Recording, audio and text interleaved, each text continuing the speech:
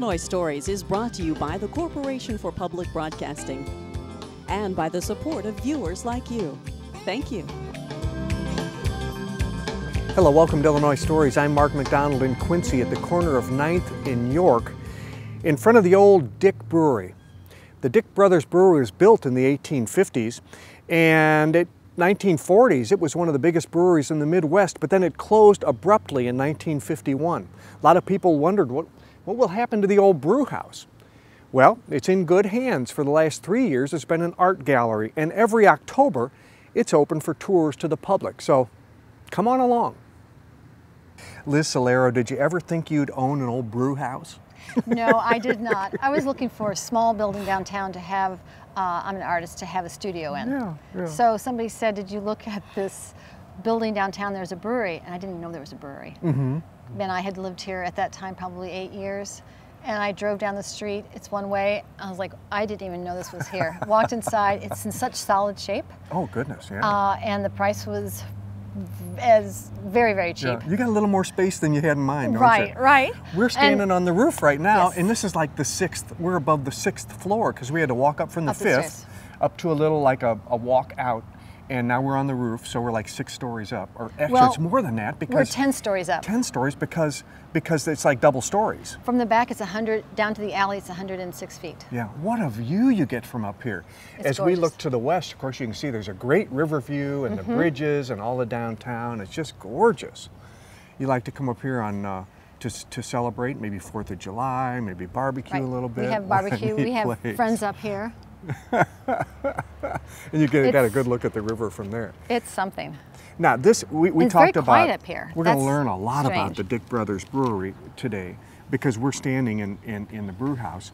But this was not the only building that the brewery owned and operated out of. Right across York Street down here. Point out to us what we see over here. Well, this was this complex of 5 buildings was the original brewery, and underneath it are the storage cellars that stored the beer before this became the bottle house. This became the bottle house after this building was built, and they learned the bottling technique. And they didn't need that as the main brewery, but that was the main brewery to the left. And they did the malting, and all the entire process was in this building. So in 1857, this was built. It took 7 years to build, though, and then they moved. That was more storage, and the bottling procedure happened over there. And then they expanded, the Dick Brothers expanded, built this and the industry changed a little bit, because then they started to bottle beer. Before that, they didn't even worry about bottling. They sent it out in barrels, didn't they? Right. And then the Dick Brothers owned a home that was on that vacant lot right there. So that was removed so that the big tractor trailers could come in and back up and not have to block the streets. Now you don't own that building over there, so we're not not. going to go in there, but we can see this whole building, the old brew house, and we're starting on the roof. We're going to work our way down, okay? And we're going to sort of that's the way gravity worked, and that's the way the brewing process would work. Exactly. They'd pull all the grain and the water up to the top, and then they'd work it down. That's right. Well, let's go that way. Okay, great. On the 5th floor, they used to primarily they had to start with the water up top so it could flow down. Right. And they would store a lot of water on the 5th floor, I take it, huh? Yes. Yeah. And I don't have the number, but it was a huge amount of water, obviously. And, I'm sorry. I hope that wasn't hope we didn't disturb anybody. It's not haunted, is it? A pigeon got in because we left a door open. You can't leave any doors open. So sorry about that. And then we have these trap doors, and I can open one if you want. We're going to open the next floor down. We're going to look down there. So we have the trap doors that the water would be pumped down, or just flow down that way, and then so the grain would go down also. The other side has more trap doors. So and that would have been, that imprint there looks like that might have been a big water storage tank. I would say that's a really great guess. One, yeah. But I know that the water storage tanks were even larger. There's a photograph that shows these big rectangular giant tanks. We're going to get to see some of those photographs too, because you have a nice collection of stuff. Right. Over here, now is this the wet side and this is the dry side? This is the dry side. So the grain stays over here. This is the wet side over here. And this is where, it's interesting how they used to malt. They would bring the barley up and they would just spread it out on the floor and just get it wet and let it sprout, right? I mean, that's what they were doing here. Then it would sprout, and this allows for some air circulation. That worked out really well. You can see that the ceiling's cut out and there's ventilation up there. This is the only wood in the entire building that was structural, is this roof on this side. That side is concrete and iron girders. So the whole building is concrete, steel, brick, and stone foundation. A lot of concrete. Yeah, okay. So that's where the malting would take place. Water storage and grain storage here. And then this is interesting too, because you might think, well, this building's in great shape, we don't have to do anything to it. Generally it is, except this back wall where the water drains down from the roof. A tremendous amount of water comes off the roof. And so over the years, and the vines have pulled out a lot of the mortar. I can see them dangling over the windows. And we don't yank them off because we have to wait till we get out there to tuck point, because if you yank it out, more mortar comes with it. Oh my goodness. But we kill them at the bottom. All been tuck pointed, and you can see where it's been remortared. And some of these arched windows too had to be worked on, I guess, right? But that's really nice work. And then even the floors below. So right below, this is the only bad section, but there is a lot of work, a constant work. Yeah, oh sure. You don't want anything to rust, you don't want anything, mortar to fall out, and you don't want the building to, deteriorate in any way. Right. Okay, let's keep moving down. What do you say? Yes. Okay, we're on the third floor now. Right. And we're going to talk about a momentous thing that happened on the third floor in a little bit. But first off, they would have gone ahead and now they've had their barley, they've got their water up top, they've had their barley malted up top, they bring it down here. Now they can actually start cooking. Right? They can actually start cooking the rice. They used rice, which was kind of unusual, and barley. And if you look at the imprint on this floor, this is really cool because you can see that this had to be reinforced. Right. These were the imprint of the big old boiling pots that they used, I guess. These are where the footings would sit. So we have a photo over there of the concrete footings that sat right here. Yeah, and that photo is this spot. Yes, it is. This is kind of neat, and you can see what we're pointing out here.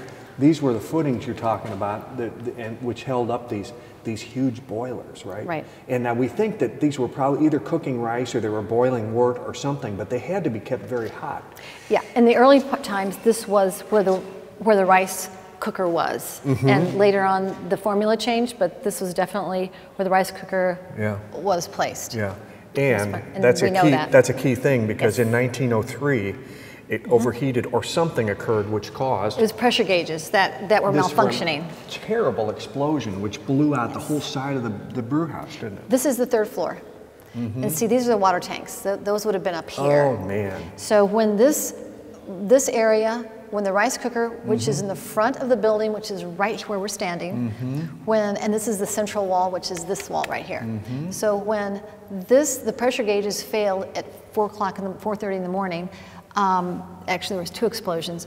On the first explosion, the workman downstairs, there was 2 men inside, and the workman, he went up the elevator and he was overcome by these fumes. So he told he was the watchman, sorry. So the workman was up there and he was kind of knocked out.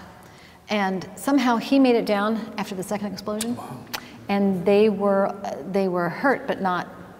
They didn't die. They're lucky it didn't happen in the middle of the day when there were 100 people working. Right. Well, there was 18 because it was winter time. So in the summertime is when they had their full crew. Yeah. In the winter time, they were down to a skeletal crew of 18. Wow, that was so fortunate, and nobody killed. This is actually December 30th, but the photo was December 31st. I want to see one more thing on this third floor while we're here. You opened this up for us before. Yes. Why did they need a trap door here? Well, this is where they you're strong. That's hard. That's hard to do. So since this is a gravitational brewery type, which every floor has a different process, it would drop from one level to another to another. Instead of pumping it from one process to another, it would just drop down from one thing to the next. So they had one of these on every level. Yes, one or more. Like if you look up there, there's 3 trap doors there, and there's more in the other room. Yeah. And you can so the squares are the trap doors. And just to the left of the trap door there, you can see there's another reinforced area that they had, and there was another heavy tank or something there that they had, and so had built up. That trap door is just over this piece. I mean, it's not a coincidence. Yeah. And then all the smoke or fumes, whatever, went out these big stacks. These big pipes. Yeah, they ventilated all the steam and everything, let it all out. Yes, right. And that picture that we just put that 7-foot beer there, that's one of their beers that we have a photo of, and just made it tall just for the drama of it. So we made it into a 7-foot poster, but this is one of their, here it says internal revenue tax paid, you know, on this beer. But this is their logo. I think it's very beautiful. We like to very cool. use that for other things. They're Pilsner. Okay, Liz, now we've been to the roof, the 5th, the 3rd floor. This is the ground floor. Yes. We don't really know whether this was part of the brewing process or not. It was more likely a greeting area or an area for if the public or distributors wanted to come in and they wanted to woo some people, because it looks like a kind of a finished area. It doesn't look quite like the rest of the brewery. And the interesting thing is that the beer actually went to the basement. I know that it went in like in these big hoses, and there's a tunnel that runs from here to there. So it bypassed this floor and went under, and then it was taxed. It was held over there in storage. Under York Street into the other building. And then there was a big collection, I don't know what you call it, a tank, and it had to sit there until it was, they could tell what the volume was, and then they were taxed per. I see, okay. Yeah. For now, though, this is your gallery. For now, this is my gallery. Yeah, and it's as you can see, it's mammoth, just like the rest of the building with these 20-foot high ceilings. Yeah, and it works really nice for you because it gives you that feeling of, even though your lighted area is only halfway up, it gives you that feeling of great space. It does, and the columns are fantastic. The columns are amazing. terrific. This is a sample of your work. This is the kind of work you do. This is you do aerial photography. Aerial photography, yes. And so this is the Quincy Bridge here in town, and I took that from pretty high. There's a Quincy Island. Yeah, beautiful, beautiful. During October, you use this space for historical purposes. Yes, and so we do a history exhibit here. And that's what some of your drawings here Right, and so Judge Cook is a retired cook, and he's done a lot of these watercolors in town, and he did these for us in 2014. This sure looks familiar. Yes. This is was part of the brewery. You do not own this building. This is separately owned. But that was the office. This is the building we're in right now. Yeah, and this is we're right there. Here is where your gallery is. This is where we're standing, right inside there. Yeah. But this is kind of neat. Look at what you've got here. You've got all of Quincy's well-known buildings by the judge. He's very good. He's very good. Wow. So he did the Salem Church and Gardner, Denver Museum. Yep. Just beautiful work. Also, during this month of October, you also have, in the other part of the gallery area, your brewery, I love this word, breweriana collector. Yes, that's what I didn't know that word. That's what they do. They collect brewery memorabilia, and it's called breweriana. But anyway, you've got a friend dropping by that's going to show us part of the collection. Yes. But first, I want to go back up to was it the third floor that had the bridge over to the water tower? Yes, it is. That's right. Okay, and we've got another person who knows the brewing process. Yes. We're going to go over and He's take one a of our look at artists, and he does tours here. Okay, so. Terrific. Well, let's go that way. Okay.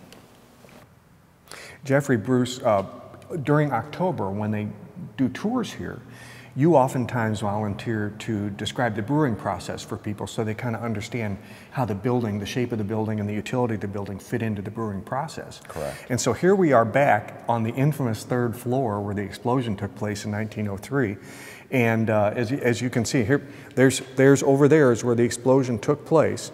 And it all had to do with bringing in water up to the top, getting it hot, and letting it boil on this floor. And that sometimes works out for you, and sometimes you can have disastrous results. You're also an artist, and you show work here at the gallery, right? That is right. Yeah. That's one of the great reuses of this building is the fact that it's an art gallery, and it's bringing people in to see the building in another use. Yeah. And Quincy needs galleries. Yeah. And I need galleries to and sell you need art. a gallery, right? But you also, I don't know if you like beer or not, but you like talking about beer. Oh, I do. So if you would, take us into the next room and show us where the water would come into the building. Sure. Because that's really an important facet of this whole thing. Sure. The process of brew making here, they essentially needed water, barley, rice, hops, and yeast. The boiler room or the boiler house next door is where they generated hot water and steam for the process, which they then pipe over to this building, which we're standing in the storage part of the building where they'd be keeping the hops and the grain dry. And then on the top floor, they'd be sprouting that grain to make the sugars more available for the brewing process. They'd toast it in a kiln, get that golden color, and chop it, bring it down a floor, mix it with the hot water to steep, take all that grain out, then it's in the boiling pot, add the rice to it, the hops, which the hops are the preservative aspect of the beer, as well as the bitterness that we taste and the great aroma at the end, you know, when we open our beer and we get that super aroma. So they'd boil that for an hour, hour and a half, then it'd go down another floor. They're constantly moving the material down through the building, where they'd quickly cool it, add the yeast, and the yeast would go to work making the alcohol. I see, okay. As we look out here at the boiler, that's the boiler house. Boiler house. On top of that, gone now, would have been a water tower. And Right. they would have piped the water all the way up to the top there. That would have been cold water, feed down into the boiler house. Right, pressurizing their whole Okay, system. all right. And then it would be fed over here by a bridge or some kind of a pipeline that would come over here. Right. And the magic would happen in here where they would boil it up. Some of these, we're looking at this wall here, some of these are samples of the kind of equipment they would use. This is a really good picture right here, a brew kettle. Not quite that size, it's a lot bigger, isn't it? They're gigantic, and these are all good examples of the type of equipment they would have used here. And you can see gravity's your friend. They're draining out, they're putting material in the top and draining it out the bottom. And here another schematic of how these work. Here's a cut or trying to think. Cross section. A cross section, thank you, yeah, of the inside of that. Neat. Well, thank you, sir. It's been a pleasure, and I bet your tours you get pretty lively tours through here, don't you? Oh, You get a lot of interesting people. as it got later in the evening, everybody gets a little more fun, and it, the climbing up through the building's like always a challenge. But all I had to say was the homebrew samples were the next floor up, and everybody made it. Thank you, Jeff. Glad to.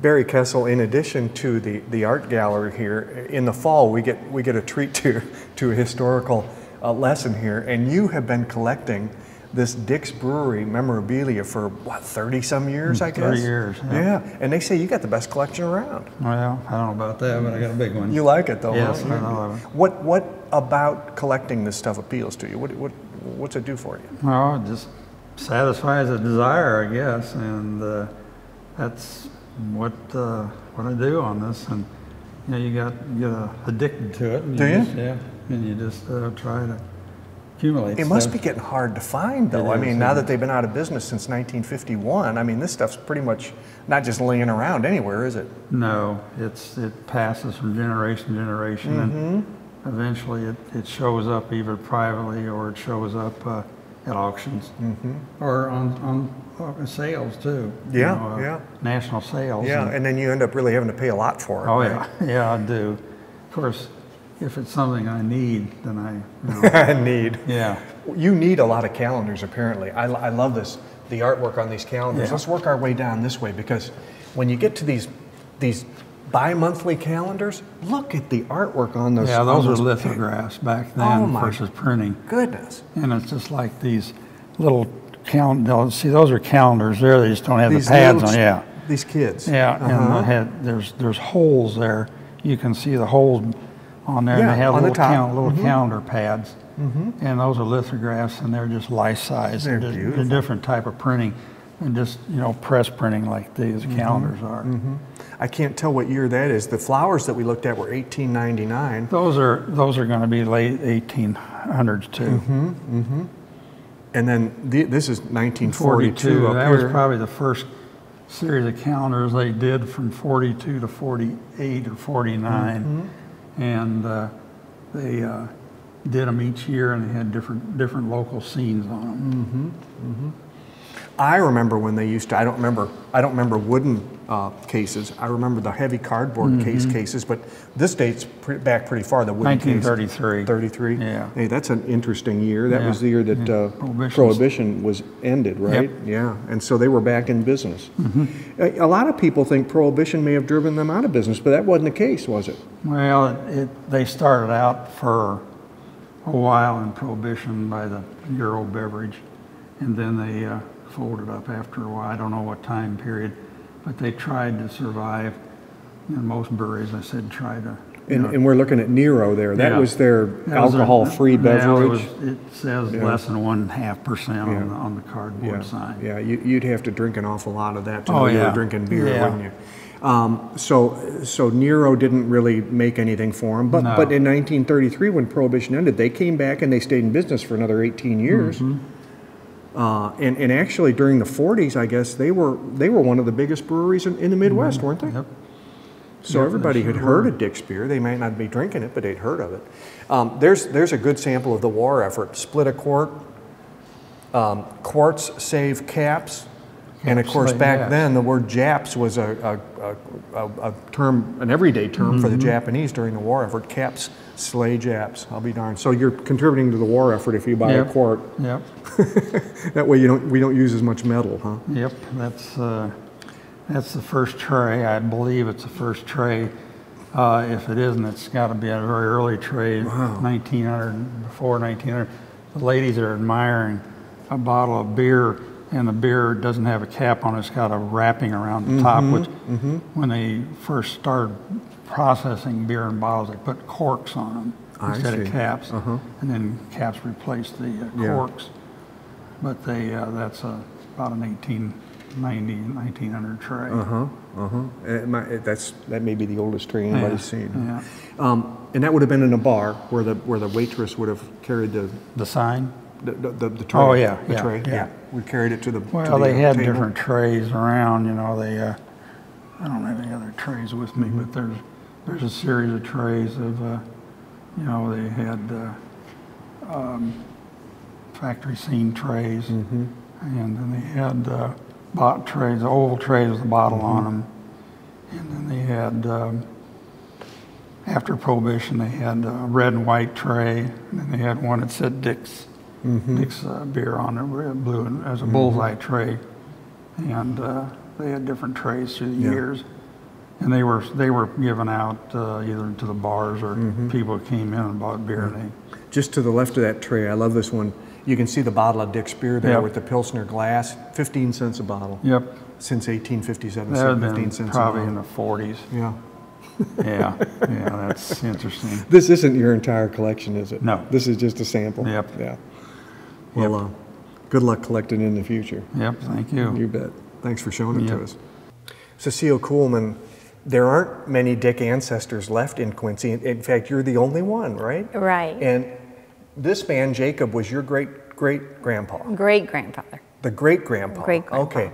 And he and his brothers, and correct me, what's the name of this brother? Matthew. Matthew and? John. John. They were his older brothers. Right. And the three of them founded the Dick Brothers Brewery together. Right. And your great-grandpa was the only one that spoke fluent English. So he was sort of the face of Dick Brothers Brewery. Basically the business manager when he came here because he could speak English and sort of the representative. The others, John and Matthew, sort of ran the industrial part of it. So that's kind of how they worked together. How did they choose Quincy to brew beer in? Well, I think from the story, they actually came from, when they arrived in the United States, they ended up in Belleville. And they were working at Milleries and different things. And then they heard that maybe they could go to Iowa. Matthew was sort of the one who kind of said, okay, let's think about this brewery business. You know, we knew the background when they were over in Germany. And they went to Iowa. On their way, they happened to stop by this way and found out there's great underground caverns of water, of spring water. Spring water. And it was all here in 9th and York. They bought the property for $5,000. this whole acreage, and that's where it began. Okay, so it was the spring water that brought them Right, here. or underground and they wouldn't spring have water. to clarify or purify the water. There it was. Right. They could use it just right off the bat. This is interesting over here. There's all kinds of things to look at here. But here's a really good picture here of the brewery when they were still using horse and wagons to haul the barrels around. In 1951, the brewery went out of business, and your father Right. had fought in World War I. They asked him to enlist again for World War II because he spoke German and he was at a prisoner of war camp. Right. After the war in 1946, he comes back to Quincy, and it's only 5 more years before the brewery goes out of business, and he Right. was running the brewery. That must have been terribly sad. It was very sad, and I think between his cousins, who also were part of it too, they, you know, like I said, my father didn't really talk too much about it at the time, but I know it was very devastating. He was a lawyer by trade, so he really didn't have any business background. But I do remember he was president at one time, and then it just started to unfold. Sad time for the family. And for Quincy. Right, Quincy, right, yeah. because there was a lot of industry and a lot of people unemployed at the time. Yeah. Cecile, thanks for visiting with us. Well, you're It's been an welcome. honor. I Thank you appreciate very it. much. Thank you. Now, here at 9th and York, where the brew house is, you can come in and tour this in October when they have their annual tours here during Oktoberfest. But it's also an art gallery, and you're welcome in here off the street to come in and look at the art. And this historical information and the brewery memorabilia will be here for public viewing till Thanksgiving. With another Illinois story, in Quincy, I'm Mark McDonald. Thanks for watching.